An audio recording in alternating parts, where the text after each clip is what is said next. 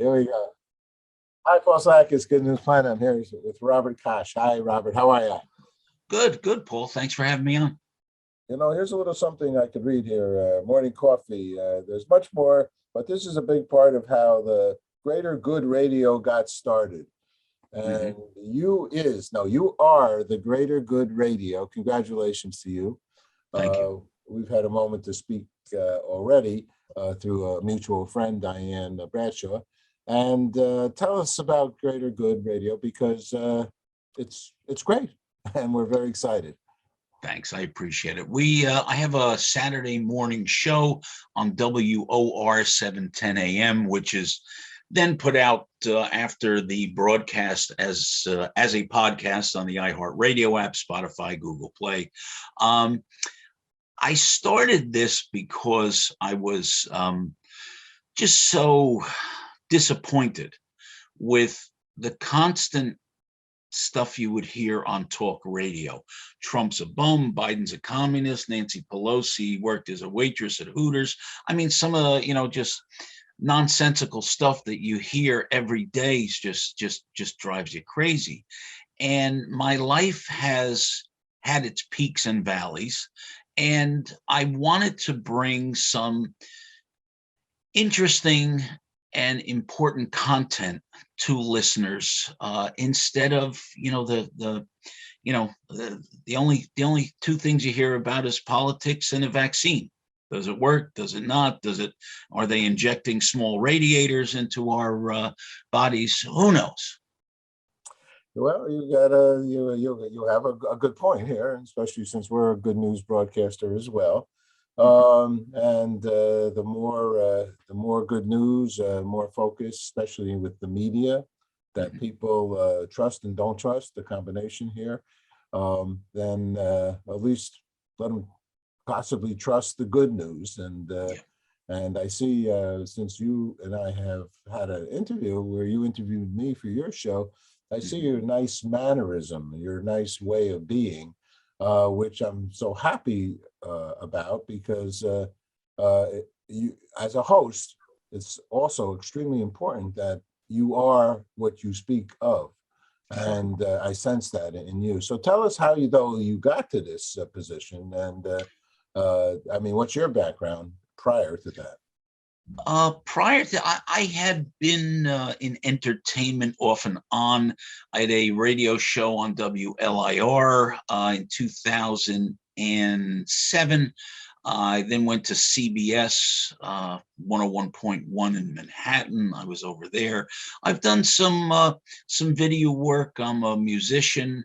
Wrote a song called 343 that celebrates the spirit of the firefighters that died on 9/11. So I'm kind of like a patchwork, quilt. The real reason I got Greater Good Radio off the ground is that in 2013 I was arrested and charged with theft of immovable property. It deals with real estate and the interest in there. I when I was preparing for trial, I was given an excessive bail that I could not make, and they made my attorney a witness in the case. They were looking to give me a life sentence, and the prosecutor intimated to the judge, and this is confirmed in transcript, that she wanted me to die in prison. It is a crazy story. I was found guilty of a number of the charges. After they made my attorney a witness in the case, I represented myself, was found guilty of a number of the charges. It was later reversed 14 months afterward on appeal, where the courts found there was no criminal liability. But it took me 6.5 years to get out of prison because they kept remanding it back to the lower court. The lower court wouldn't abide by the mandates of the appellate division. Long story short, I received a 20-year sentence. And like I said, they finally threw the judge off of my case, and I was released in November of 2019. While I was there, as I came into reception, one of the prison staff just automatically thought I was Jewish because of my last name. And I had no idea that they put me down as a Jew until I got to general housing, and the chaplain came by and gave me a yarmulke. And I said, "What are you giving me this for?" He said, "Well, you're a Jew." I in a question, I said, "I am."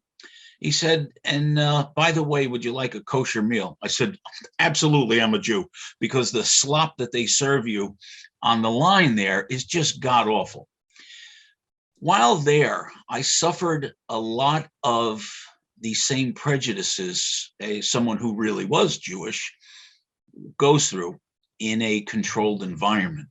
They gave me a job. I'm a certified paralegal. They gave me a job as what they call counsel substitute while I was there, defending inmates who were violating prison policy. And I got very good at it. And, violating prison policy is anything from spitting on the sidewalk to killing your roommate. And it was just a hellacious experience. But I was able to bring around white supremacists, Muslims, people who just decided to hate me because they thought I was a Jew. And as I mentioned, I mean, this could be a very long show, but I learned how to diffuse certain situations as they relate to, I'm going to say, general hate. And that kind of circles back to what I said about talk radio. Everything is just labeled and spewed, and what is put out there is just so horrifying these days in relation to how we're treating each other. And that's why in fact, I did a video for the 2021 Mayor's Summit to Combat Anti-Semitism, which was a worldwide event this past March. And, I'm just doing my part to try to make the world a better place, as you do, Paul.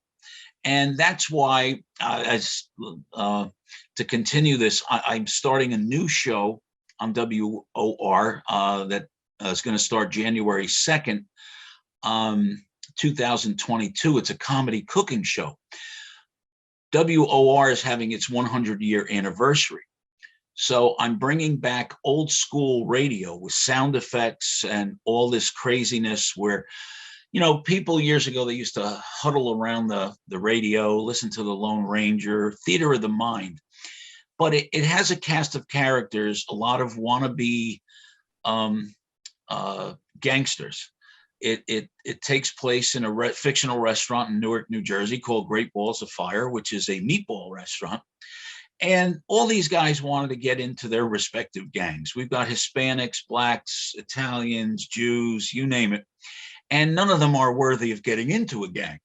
So the antics that they go through to possibly pay tribute or make money to pay the upper echelon of their respective mob heads is just gut-busting funny stuff. Now, and this is what, in our past conversation, this is what I want to, I'm channeling my inner Norman Lear as you do. We got to really stop taking ourselves so seriously. We can have a good time, laugh, have a little bite to eat. The focus, there's going to be a dish that is prepared in each 30-minute show. And directly after the show's conclusion, a video component called counterintelligence will begin. It will show folks how to assemble the dish that was the focal point in, and by the way, the show's called Sunday Supper with Vito. It's a wonderful project. I think it'll help bring people together. If you can't get together over food and laughter, you better check your temperature, because they're two things that really kind of affect all of us. Wowie zowie. And will you keep the other program as well? Greater Good? I'm sorry, Paul? Will this become your only program, or will you be doing two programs? I'll be keeping the Greater Good radio program going. Yeah, it's we on Greater Good Radio, we have discussed everything from sentencing issues relating to nonviolent drug offenders.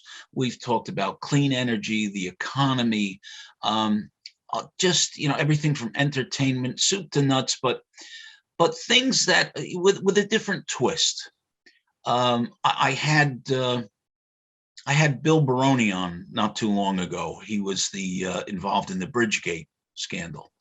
And, his case was thrown out. And, to hear from a guy like that who went through what he did, he was a state senator.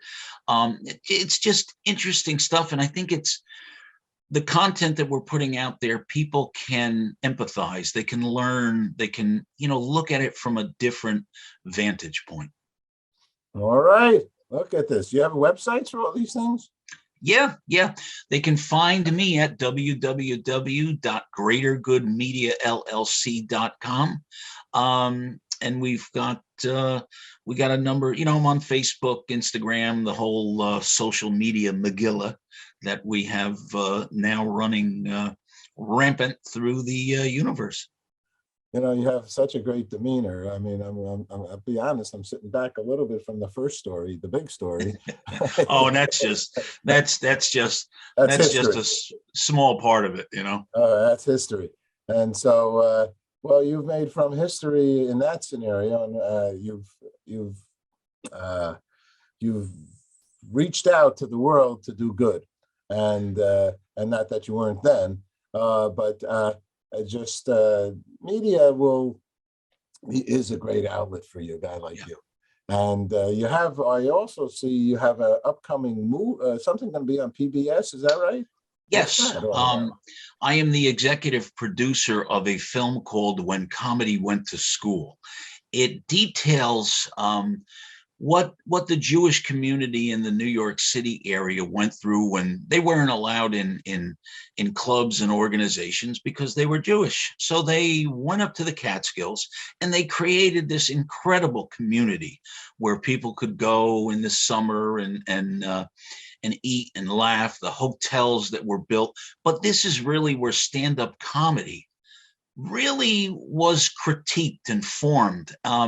You had, Buddy Hackett was a waiter up there. Larry King is in the film. He's the stories he's got. Hugh Hefner, Robert Klein narrates the movie, and we've got the Stiller family in it. Jackie Mason, you name it. It's just a great, great movie. And if you're from the tri-state area, the memories. My business partner, Lawrence Richards, who wrote the film, just did a fantastic job of really bringing back the old hotels and there's life up there. There's people still visit up there, and they they've got some casinos up there, some other stuff going on, and it's just a terrific film. Wow. And this is going to be the premiere? Yeah, we had a small theater run back in 2013, but I was a little tied up, so I didn't get to see it. And PBS is good. This is going to be its national TV premiere. That's marvelous. I'm thinking way back, because when I saw the poster for it, I almost think that I might have seen it way back then, because it's my kind of shtick. Yeah. And I grew up, you could say, a little bit so, if not a lot so, in the Borscht Belt, as we call it. Yeah. I am Jewish. And I grew up in Tarrytown, and we would just go over that Tappan Zee Bridge, and we'd be up, in the hotel. So I've gone to, my lifetime, Grosses, Concord, Kutcher's, Neville, Browns. I've been to all of them. It's so funny. Here from one falling down, I think Kutcher's. In any case, it was. I can't wait to see your movie, because it is such a joy. You have to please let's show it also at our temple. I belong to the Actors Temple in Manhattan. And, I would love to do a screening. You let me know. All the names you just said Yeah. have graced our, either they've been members or they've come to our temple. Yeah. You know, we got Joey Lewis on the top there. You had Henny Youngman. You got all Sure. these guys that, you know, it's just doing stuff. They're just making fun and laughing and having a good time. You know, just I'm sure you explored it, but just my little 2 cents, and probably why I've been doing television and communications for 50 years, is Mhm. that it's sort of, I would be frank, this is in our blood, entertainment. You Yeah. know, we all Yeah. who came from Europe, Right. European Jews, Ashkenazi Jews, Hungarian, you know, Yiddish theater Mhm. became Hollywood. Yeah. You know, Louis Mayer and all these guys, you know, it Yeah. just was what we like to do. We like to do Sure. shows Sure. that made people laugh and have Yeah. fun, and comedy. It's just Yeah. what it is. And so I can't talk enough about that Yeah. because You uh, know, what's we're just a partners quick with the note. Friars Club, even. Yeah, yeah, yeah. In fact, we filmed some of it at the Friars Club. I had just the funniest conversation with Robert Klein. We went back and forth on what is real Jewish rye. You know, it was just a pleasure being involved in it, and it's a good piece of work. Ah, I can't wait to see, and let's see how we can work together and do some good with it. I'd love Um, to. God, those were the days, my friend. Yeah, And I'm happy that it is starting to pick back up there. The community, the land over there, the yeah, Monticello, Ellensville. It's yeah. just beautiful, beautiful, Oh, it's a beautiful. fantastic part of the country. Ah, it's all good stuff. Well, it's Robert. Thank you for taking time to talk with me. And let me ask the last question. What's peace for you? Sure. Peace. I'm sorry. We're involved with world peace. Yep. And what does peace mean to you?